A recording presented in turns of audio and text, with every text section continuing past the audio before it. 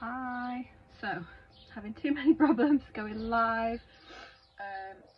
So we're gonna record on my phone that doesn't seem to have a problem with its volume when I'm doing it this way. And I tried on my laptop, but the internet isn't strong enough, and I need to get the booster to work. So yeah, I think the fairies are having a play with me today. So we're gonna look how you can attract fairies. And work with the fairies, and then we're going to pull some cards as well.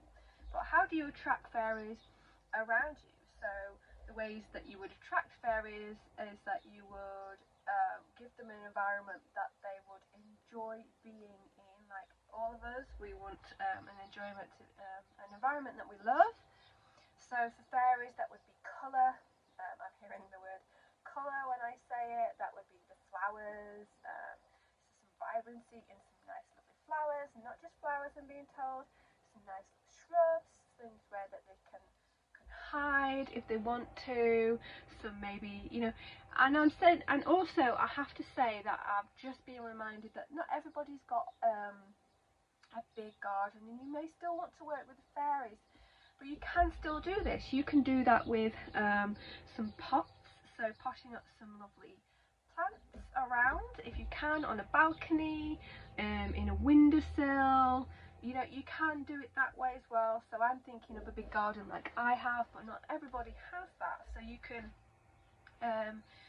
pot up. I keep seeing like lovely bright vibrant colours in flowers and nice bushes. I'm hearing that some herbs, that kind of thing. Excuse me.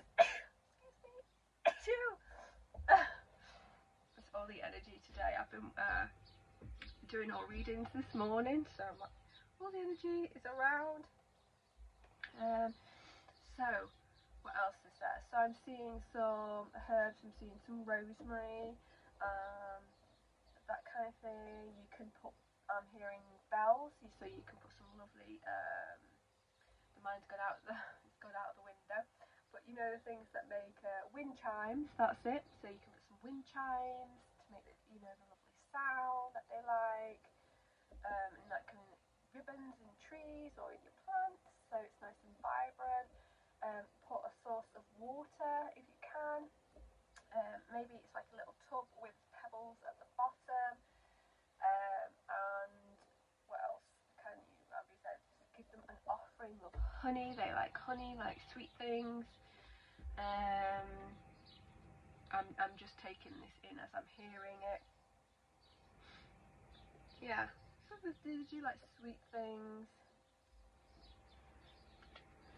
So it's like make the environment as well into that they, you can honour them by making a altar, a fairy altar, fae altar, whatever you want to call them.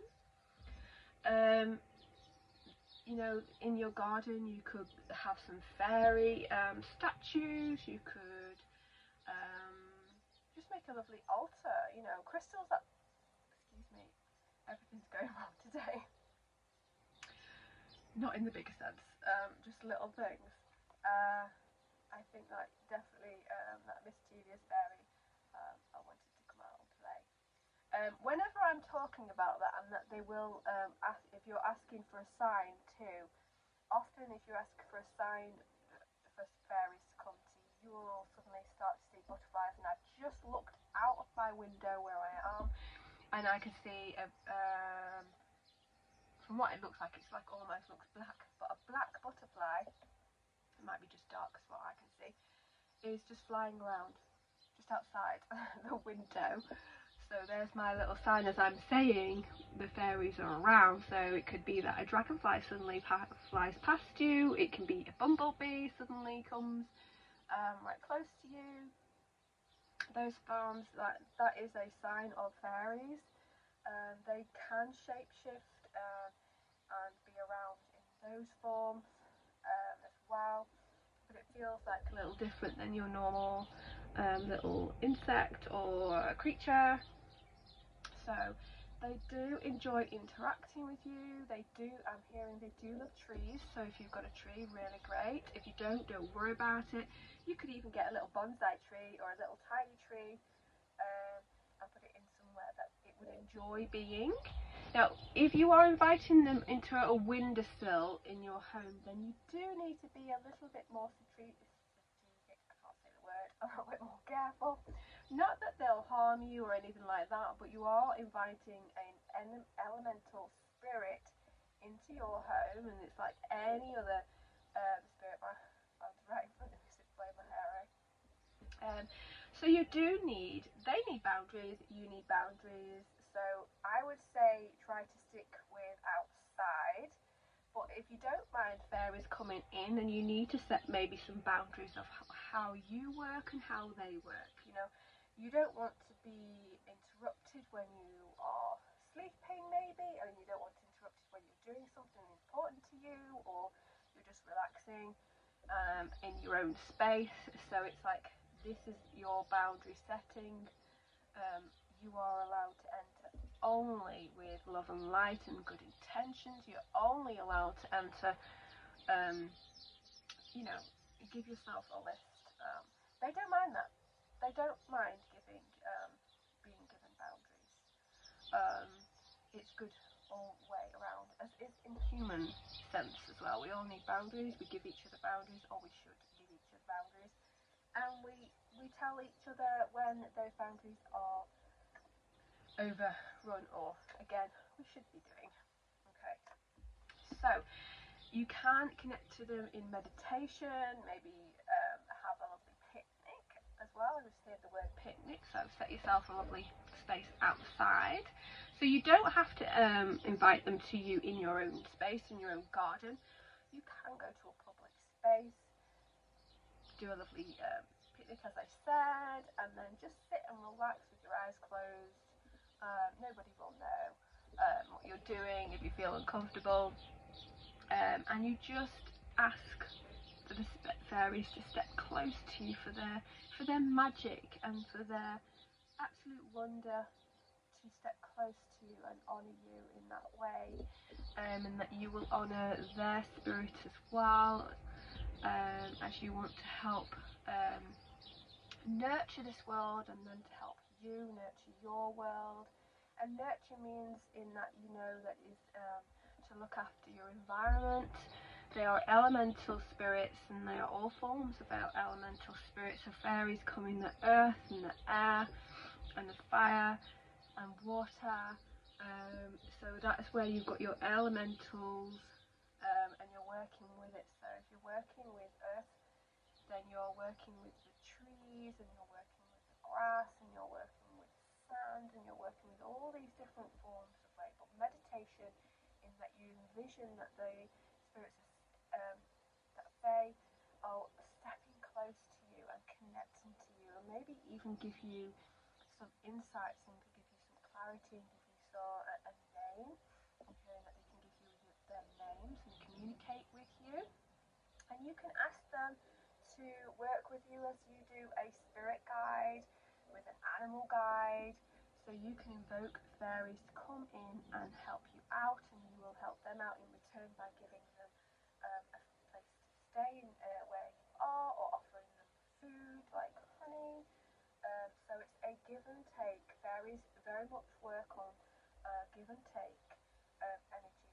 Don't just go to a fairy and ask without giving back to them. They don't work that way. I mean, if you think about it, nothing works that way. Not even the universe works that way. You can ask, and you ask for things, but you take action as well. So that is your give. You are giving something out. You're giving something back to it. So that's how they work. So I have some fairy messages. I do love doing some messages for you all. So Oracle of the Fairies and Fairies, Healing with the Fairies. So a very, very powerful energy. They can work with you in some beautiful ways. But like I said, you can do it in all forms. Altars, your garden, your You could even do that on outside, you know, where you can do a little box on your window box, and put all flowers in it. You can do it that way too. Meditation and visualization. We'll just ask them to be around you and look for the signs. But we'll see what messages we also get from them with the fairy oracles. Okay. So we have light. The fairy queen of light comes to shed love and light onto the current situation, onto your current situation, and to remind you that light can penetrate the darkness. So maybe if you're feeling a little bit low, maybe you feel you've been in a situation for some time and feel like it needs to lift, she's here to remind you, this beautiful fairy queen is here to remind you that there is always light. Seek the light with the fairies. Ask them to lift the veil for you for a short amount of time and bring you some energy so that it boosts you to go through the next steps.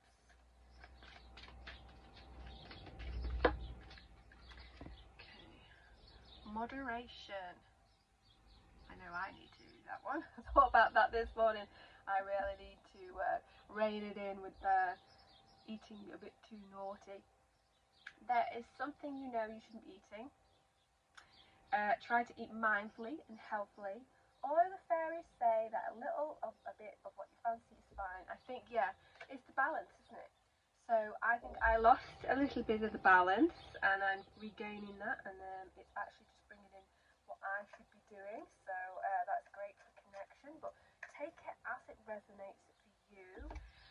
If you know you should be doing something that's mindful, that could be mind, body, or spirit. It doesn't have to be. It can be all three. It can be one of them. It can be that you know you should be doing something for your mental health. You know you should be doing something for your body. You know you should be doing something for your spiritual health. All sorts. Right, healing with the fairies. Actually, I might design a fairy deck. It's just come to me then about it, so I think I might watch this space and I might create a fairy deck. I keep getting Anastasia, but I have to look that up.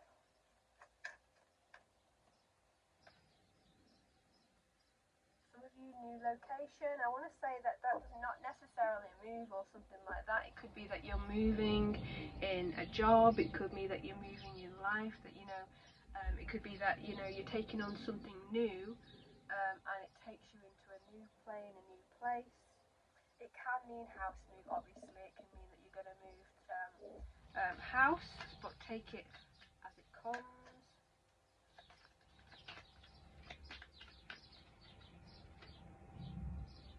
Awakening your true self. So it's like that, being really, really true to yourself, being inner reflection, maybe doing some shadow work on, what you want to do, where you want to be. Are you being true to you? Are you being true to your path? And if not, why not? And can you take control of where you're going and where you're at? Okay, that has been for this video. Let me tell you, it took me a long time just to try and just record this when I've been trying to go live in my group, my poor group. If you're not watching on my group and you're watching it on something else, you are welcome to join. It's called Indigo Wings Coven on Facebook. So I do jump on live on there, and I will sort out some of the technical difficulties I'm having, hopefully, and I shall see you soon. Okay,